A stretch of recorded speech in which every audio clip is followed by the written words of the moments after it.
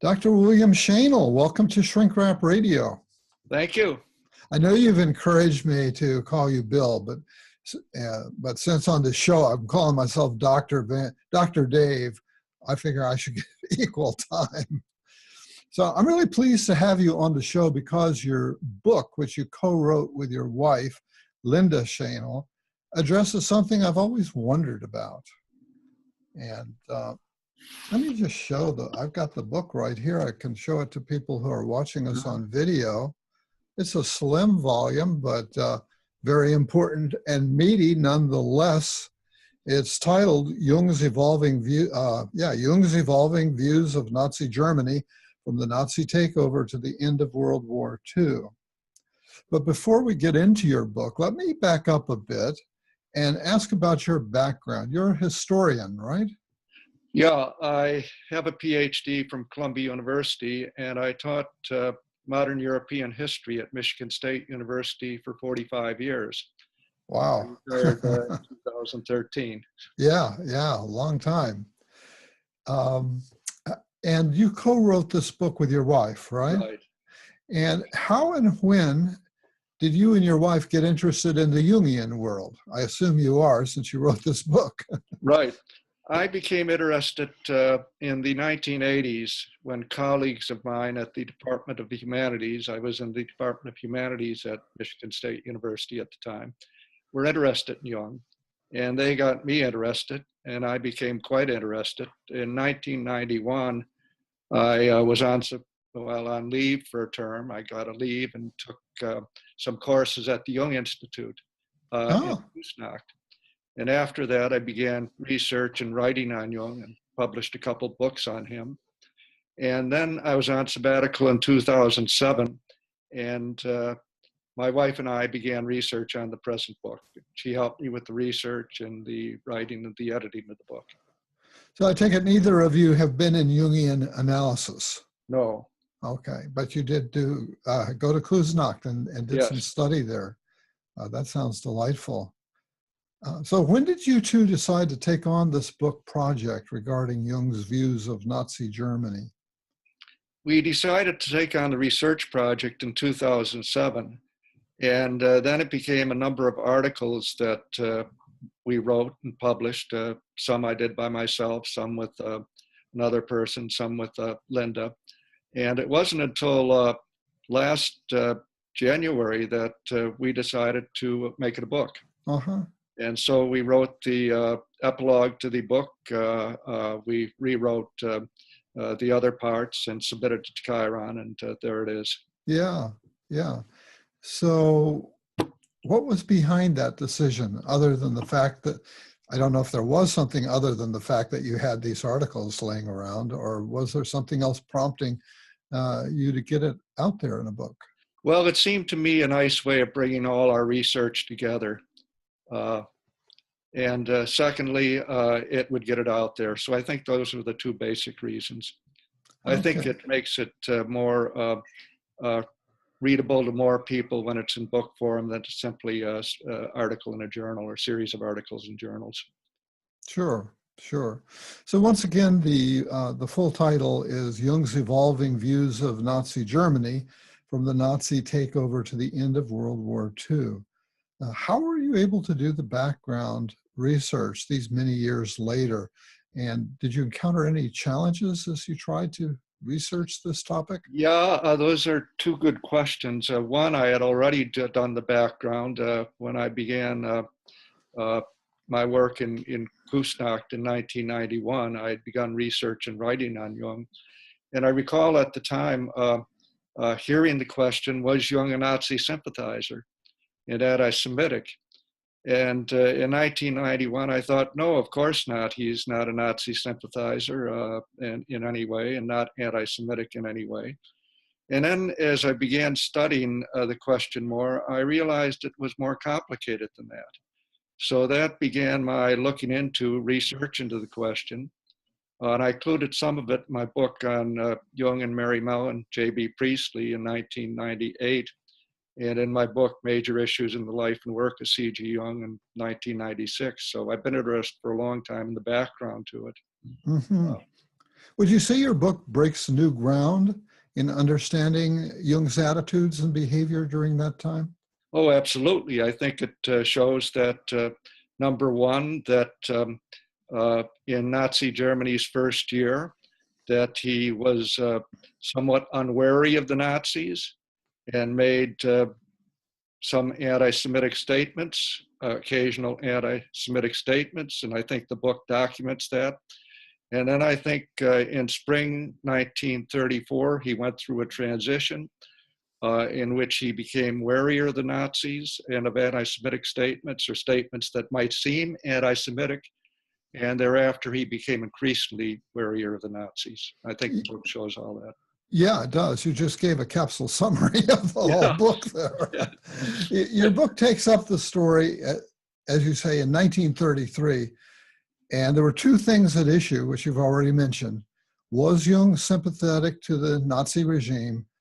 And was Jung anti-Semitic?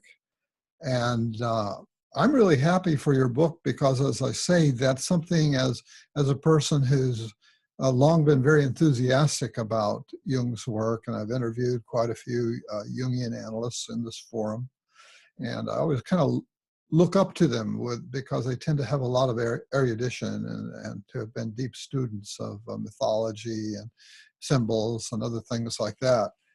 And but I had heard rumors of Jung as being anti-Semitic and being pro-Nazi, and this seemed not to jibe at all with the Jung that I was aware of or thought that I was aware of. So I think this book really is an important contribution, and I hope it gets wide exposure. Hitler becomes Chancellor of Germany early in 1933, and maybe you can give us a sense of the political background or backdrop around that, his rise to power. The Weimar Republic had been in deep trouble since 1929 when the Depression began in Germany. There had been a couple chancellors who preceded Hitler who acted in more or less an authoritarian manner. And one of them, von Papen, and the president, von Hindenburg, thought it would be a good idea to bring Hitler in as chancellor since his party had achieved the most votes in the previous election, not the majority of votes, but nevertheless the most. And they thought they could control Hitler. And so they brought Hitler into the cabinet and some Nazis, Hitler as chancellor, thinking they could throw him, and that backfired. They did not realize what would happen. Yeah. Well, part of Jung's problems begin when he accepts the presidency of the General Medical Society for Psychotherapy, which you abbreviate GSMP throughout the book.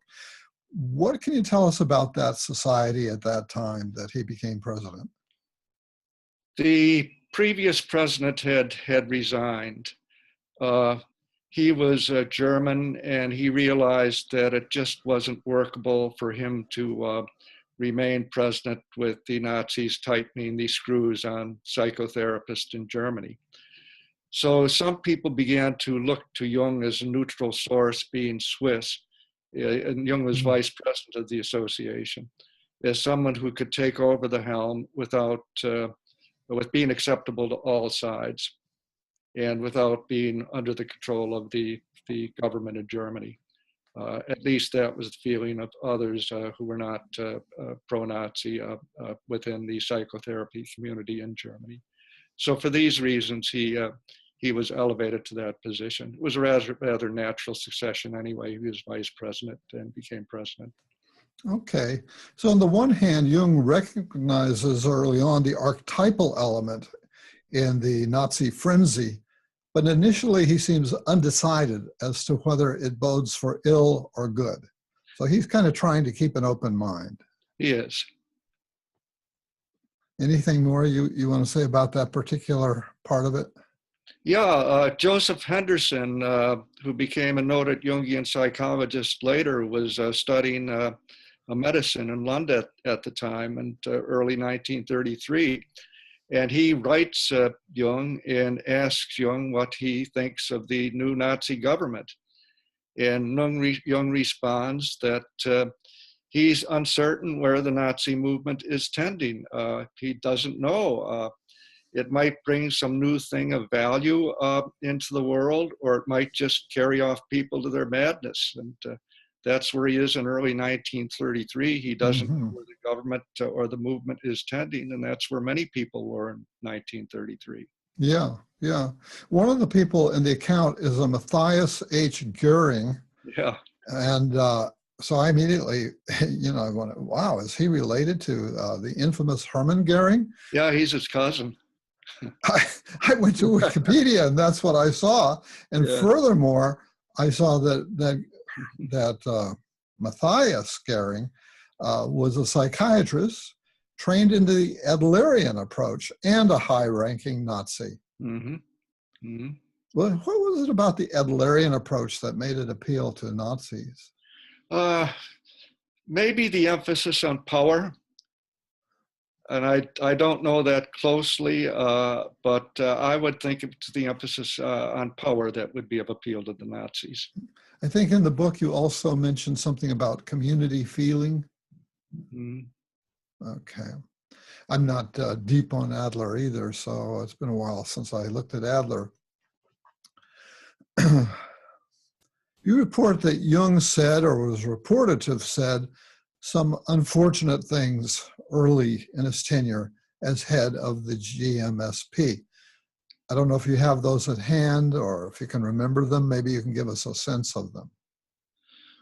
Well, I'll start with a statement that is obviously anti-Semitic, and it was recorded in the unpublished notebooks of Esther Harding, which I've seen. She had an analytic session with Jung in November 1933, and she recorded in her notebook that he had said that German Jews drank champagne at Montreux when Germany was starving. And he felt sorry for individual hardship, but felt that Jews as a whole deserved it. That was that old perception that the Jews are all rich and controlling everything. Yeah. And you mentioned community feeling, and I think it relates. Meidenbaum, in his book on Jung and anti-Semitism, his more recent book, the second book, says that he believes that Jung was not consciously anti-Semitic, but that he had an unconscious cultural prejudice. And I think Meidenbaum is right about that. Mm-hmm. I think Jung shared some anti-Semitic feeling that was common in contemporary culture in Switzerland at the time. Anti-Semitism was not uncommon, and I think Jung picked up some, as Meidenbaum says, unconscious prejudice from his contemporary culture. Yeah.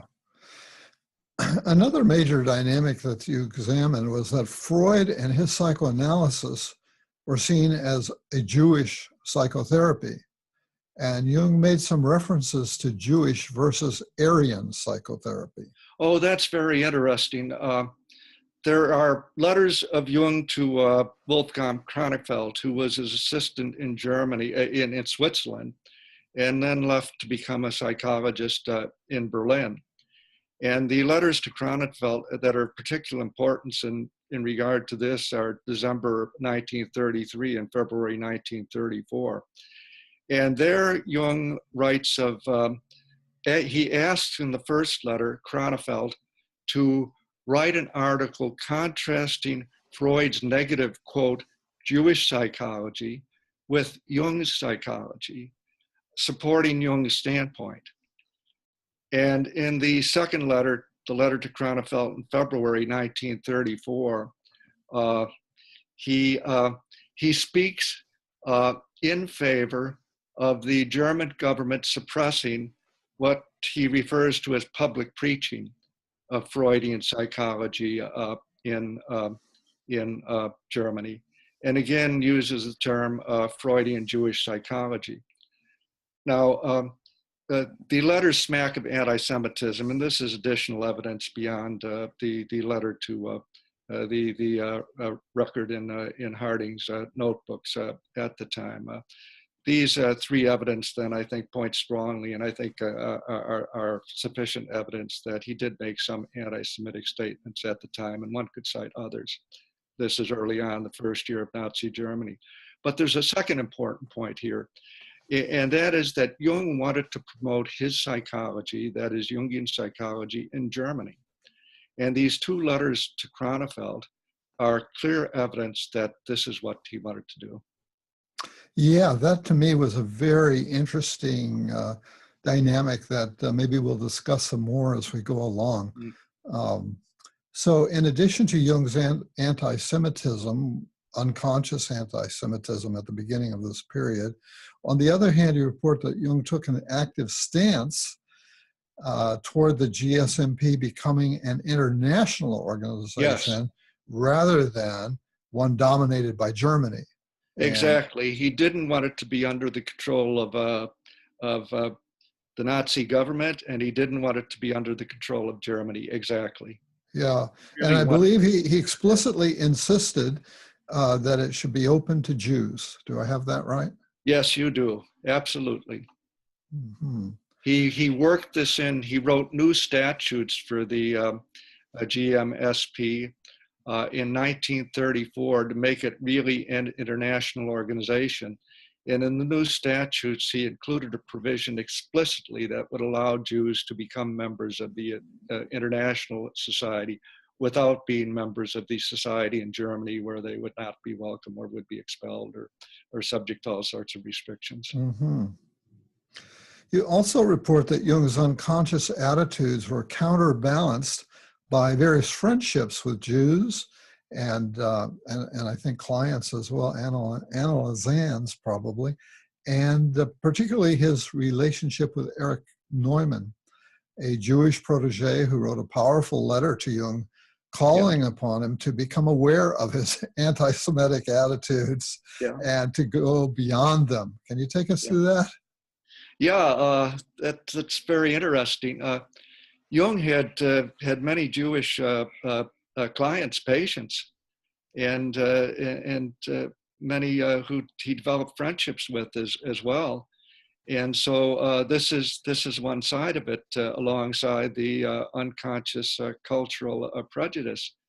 For example, where he made the statement, at least as reported by Harding, that is anti-Semitic in November 1933, in the same month, he retained as editor of the review section of the Zentralblatt für Psychotherapie, which is the journal of the GMSP, and Jung was now its editor as president. He retained a man who is Jewish, an Adlerian Austrian psychologist, at a time when it would have been unpopular to do so in the eyes of the Nazis. So you have these two different things: the many friendships, and on the other hand, an unconscious prejudice. Yeah, although people would probably remark that we certainly are aware of many instances in this country of people who are prejudiced against the group, but somehow make exceptions for individuals. Right. You write that after Nazi Germany's first year, it's I may just add a comment. Yeah.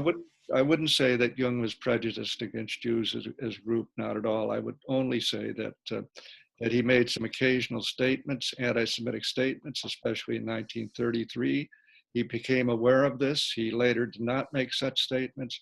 And he's sharing a prejudice that was common among people at the time, but was not directed against the group or individuals. Mm-hmm. That is, Jews as a group or individuals. Okay. You write that after Nazi Germany's first year, it's untenable to hold that Jung was a Nazi sympathizer, right? Which you've just kind of reinforced just now. Once again, what is that statement based on? You've mentioned a couple of things here. Okay. It's spring 1934 when he goes through a transition. And I need to give a bit of background here. Gustav Bali was a psychoanalyst who fled Germany and was in Switzerland in 1933. And he read Jung's article when he became editor of the Zentralblatt. He published an editorial in December 1933 in the Zentralblatt. And in that article, he distinguished between Jewish and German psychology. And he added that this shows no inferiority of Jewish psychology, a statement that was later ignored or dropped or omitted by many critics. But he does distinguish between Jewish and German psychology in this editorial. And he furthermore says that Jung does. Okay. And he furthermore says the time has come when these differences are no longer to be glossed over. And Bali wrote an article that was published in Jung's hometown newspaper, the Neue Zürcher Zeitung, in late February 1934, that accused Jung of racial prejudice because of this editorial. And I think it is this and Neumann's letter to Jung that made Jung aware of the danger of being unwary of the Nazis and of making statements that might seem anti-Semitic. And right after Bali's article appeared, Jung enters into transition in which you can see him becoming warier of the Nazis. There's a very important letter that was published for the first time in this book by the leader of the Dutch Society of Psychotherapists, Van der Hoop. And the Dutch Society had a meeting and had decided that they felt there was a real danger that the GMSP might come under German domination because the majority of members of the GMSP at the time were German. And they saw this as a real danger. And also they wanted members to be able, they wanted psychotherapists, some psychotherapists in Germany.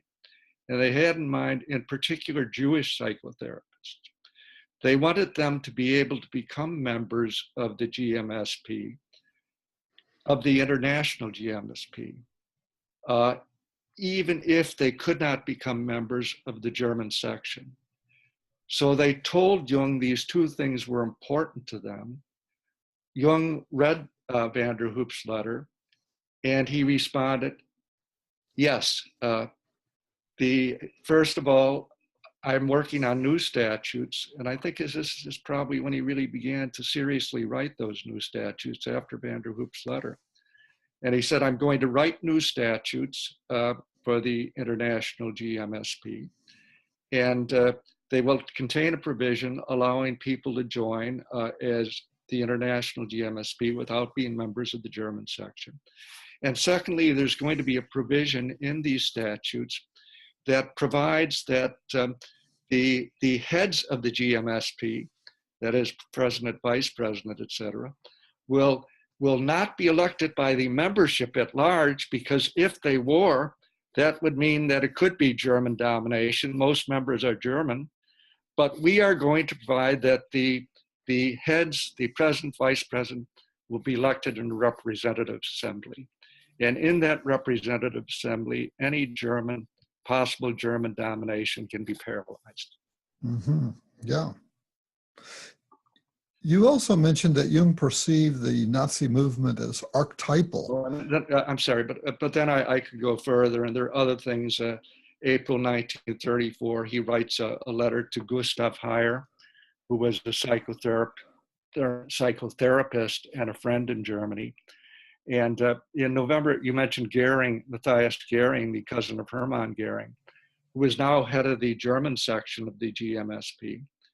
And in November 1933, when Jung writes to Ahlers, who was the head of the review section of the Zentralblatt, and who is Jewish, and who Jung retained as editor of the review section, he wrote to Ahlers in 1933 that Hermann Goering that Matthias Goering has become head of the German section, And Goering is an amiable and very reasonable fellow.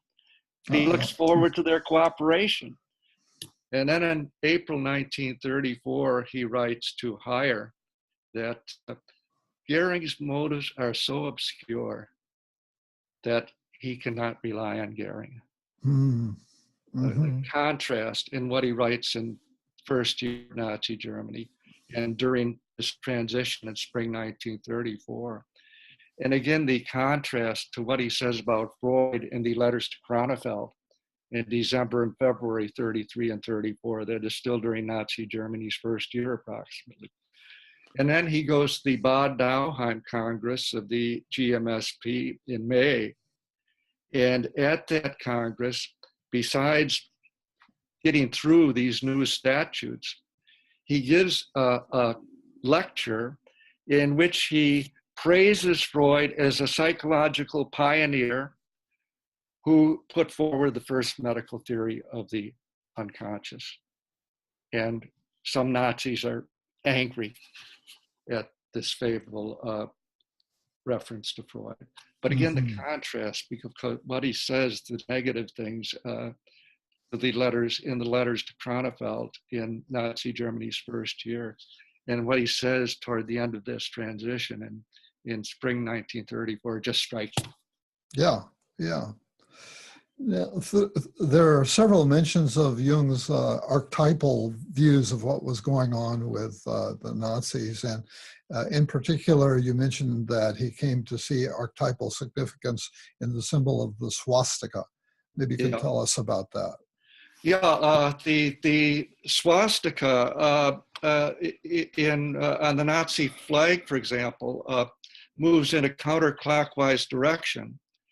And he takes this up in seminars that he gave on Nietzsche in 1934 and 35 when he's asked about this by his audience. He, in one of the seminars, he sees the swastika, he notes the black color, and he sees the swastika moving in a counterclockwise direction. And he sees this as Nazis falling into evil and the unconscious. And then he says, but I'm not making judgments, I'm just making observations. And a person in the seminar who is pro-Nazi, one of the few in the seminar, I take it, but a person in the seminar who is pro-Nazi says to him that she believes sometimes in history there has to be regression before there can be leaps forward. And Jung replies, but sometimes in history there is no leap forward. You write that both Hitler and Mussolini evoked the savior archetype among their people, and that they also came to see themselves as the embodiment of their people's unconscious. That in fact, they, along with Hitler, became possessed. Yeah, that's interesting too. He gives a talk at the Tavistock Institute in London in October 1935.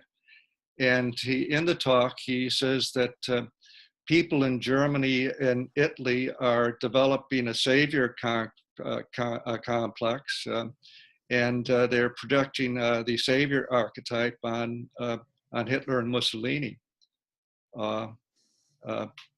Right, and then in October 1936, he goes back to the Tavistock Institute and gives another talk.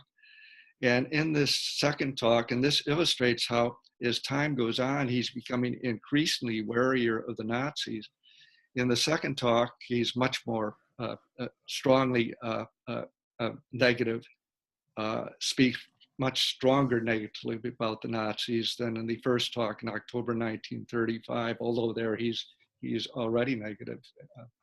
But in the second talk, he refers to the new, the state as being the new slave owner in Italy and Germany and the Soviet Union as well, enslaving people, body and soul. Wolfhounds, he says, plainclothes and uniformed policemen now guard the sheep, who are utterly deprived of all rights, and only duties, no rights remain. And this is very strongly negative language about those regimes. Sure, sure. And he also uses later on the term medicine man about Yeah. Hitler, with, I think, a less positive valence than we might have today. But he was, I guess it relates to the idea of the savior, that we have a hunger for somebody who can cure our ills, and That's that right. Hitler was perceived in that way as, Yes, that's right. okay. Yeah, absolutely. You write that many psychotherapists, including Jung, admired Hitler's leadership. You know, it's kind of like they say Mussolini made the trains run on time. He could make things happen. This was an accusation against Jung rather recently by Frosch in 2005 in a journal article. And it's not true. Frosch wrote exactly what you say, but Jung did not admire Hitler. That is not at all true. He found Hitler, I think, an interesting psychological specimen, but admiration, no. No. And you also portray Jung as doing his best to distance himself from politics, that he felt that psychotherapy and politics should be two very separate domains. Yes, yeah. And that's one reason why I think he remained president of the GMSP for so long, that he wanted and he felt that they could be separate. But in fact, in the end, they couldn't. Yeah, yeah. You know, right now there's a real struggle in the professional associations, the American Psychiatric Association, the American Psychological Association, about whether or not it's appropriate to speak out with psychological diagnoses, psychopathic diagnoses of political leaders. Mm-hmm. And that's very current. We'll come back to that. Mm-hmm. Yeah. It's very interesting. Yeah, yeah. Let's see, you described that, okay, I want to skip ahead here. At one point you mentioned that Jung was in Berlin and he had the opportunity to witness a parade of soldiers and armaments. I don't know if Hitler was there for that. And he remarked that archetypes were already walking in the streets. Right. He went to Berlin to speak to the Jung Gesellschaft, the Jung association there. And while he was there, he saw a military parade. And he noticed the strength of German armaments in the parade. By that time, 1937, Hitler had really built the German army up. And he said that he now realized that if war did come, it was going to be far bloodier and immense than he had thought. Mm-hmm. And that's another turning point. Turning point might be too strong a word. That's another important development in his thought about Nazi Germany, that if war does happen, it's going to be terrible now. Yeah. Yeah. I was interested to learn that Jung traveled to America to receive an honorary doctorate from Harvard. Yeah. Yeah. I hadn't known that. Was there a controversy around that? There was. The Crimson published an article taking up his article in the Zentralblatt, December 1933, and accusing him of Nazi sympathy. And he was defended by an assistant professor at Harvard at the time, and there was some debate, but Harvard decided to award him the honorary degree. They didn't allow what was published in the Crimson to hold that up. Yeah, I knew about the Freud and Jung trip to Clark University early on, but the Harvard was new to me. Also, that he lectured at Yale, that was new to me. Oh yeah, the Terry lectures. And also he lectured at the Tavistock Clinic in London, which seems to be a very prominent place in the development of psychotherapy. Yeah. Yes. After Kristallnacht in 1938, in which Nazis destroyed Jewish synagogues and property and also beat up and killed Jews, Yeah. you say Jung became very active in assisting Jews to escape the country. He did. He did. That's good. That's to his credit. Yeah. Many people saw the handwriting on the wall then. Uh-huh. Do I understand that Hitler's invasion of Poland was a real turning point for Jung and the Swiss generally, feeling that Germany had lost its honor to an unspeakable degree?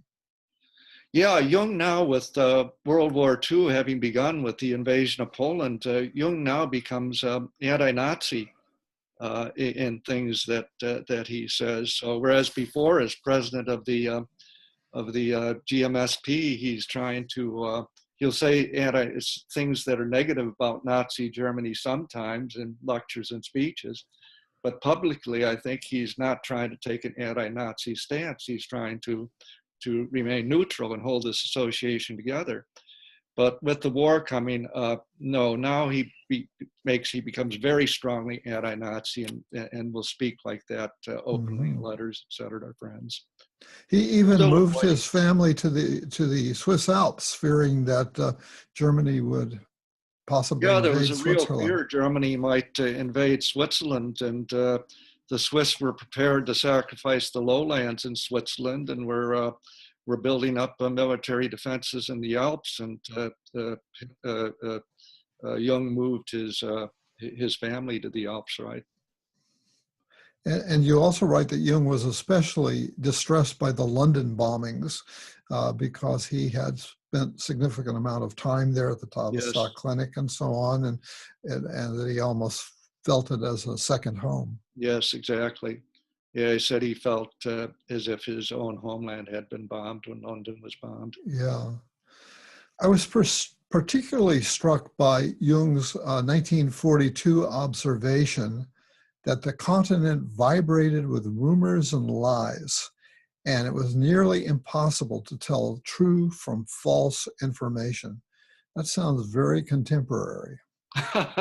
Yes, it does. Yes, it does. Yeah. It does. We can come back to that maybe. Yeah. So there began to be allegations in the US. You already mentioned one that was happening around Jung getting that honorary doctorate at Harvard. There began to be more and more allegations in the US that Jung was pro-Nazi, to the extent that the FBI launched 2 investigations. Right. What was the source of these rumors? That is a good question. I think that's when the allegations that Jung was pro-Nazi, or at least a Nazi sympathizer, and anti-Semitic, really begin in the United States. There are instances before, but from that time on, almost to the present day, you'll find those allegations. And it begins with 2 things. It begins with an anonymous phone call from somebody to the FBI saying that Jung was pro-Nazi and he's now in the United States, and suggesting the FBI investigate. And that wasn't true. He was not in the United States. Yeah, was in Switzerland. Yeah, not the United States at all. But the phone call, I under the Freedom of Information Act, I got the file on Jung from the FBI, but any indication of who the sources were has been deleted from the file. So there's no way of telling who this anonymous caller was. But the further background is that Freudians in the United States were already making allegations against Jung. Yeah, that was interesting to me, because today I think Freudians and Jungians live pretty peaceably, is my sense from the interviews that I've done in both camps. And I've never gotten any sense of hostility. But I gathered in the early days, where these 2 movements were relatively young, not Jung. Yes, right. that actually there was maybe some active enmity. Yeah, there was. on both sides. On both Uh, sides, yeah. there was a committee created around Freud to protect his theories and to take on theories that might be opposed to Freud. And Jung made some strongly anti-Freudian remarks too in talks he gave in the 1920s. So yeah, on both sides there's enmity. Huh. That's Now human beings. that doesn't mean all Freudians and all Right. Jungians, but you'll find some Freudians and Jung himself showing enmity during this period. Yeah, human beings will be human beings. Yeah. Going back to that organization that Jung was the head of, it was an association for psychotherapists.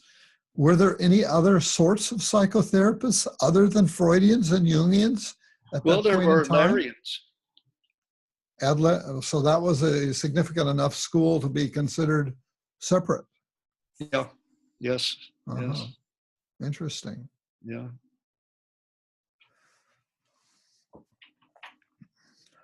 Do you think there are lessons we should be drawing from those turbulent times in Europe and the situation today here in the US and Europe?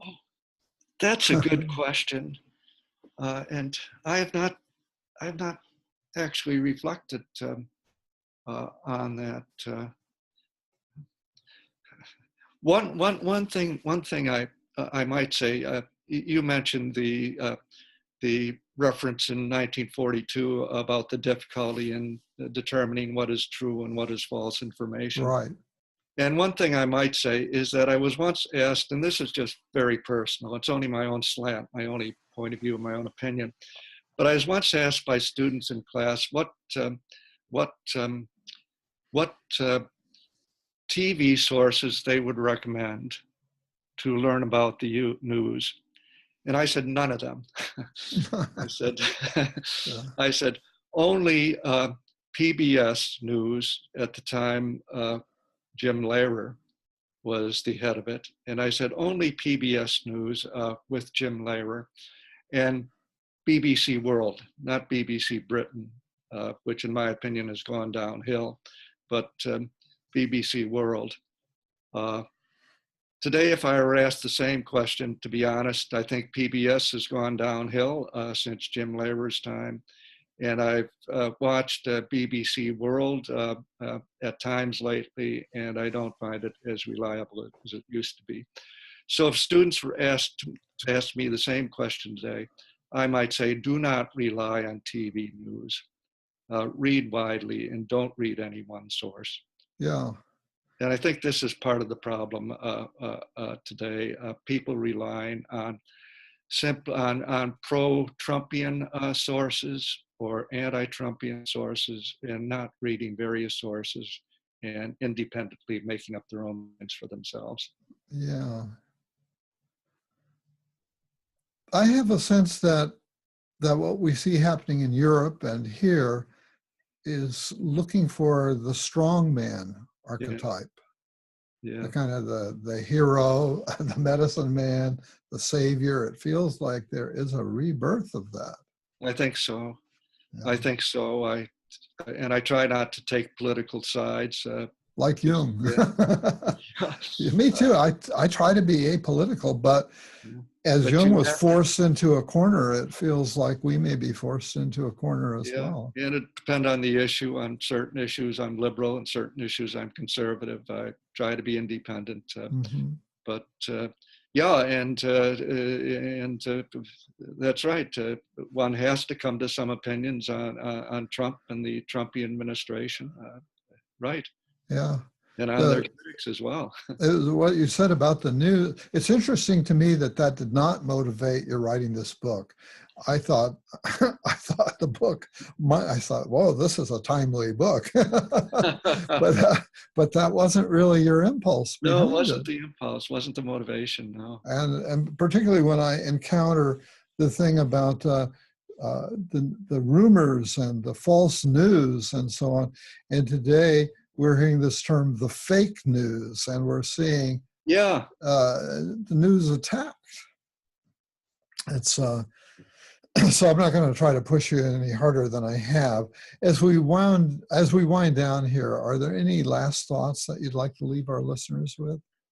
I think you've covered the ground very well, and I think Okay. we've covered the ground well. And no, I'm very happy with Well, Bill Schoenl, I want to thank you for being my guest today on Shrink Wrap Radio.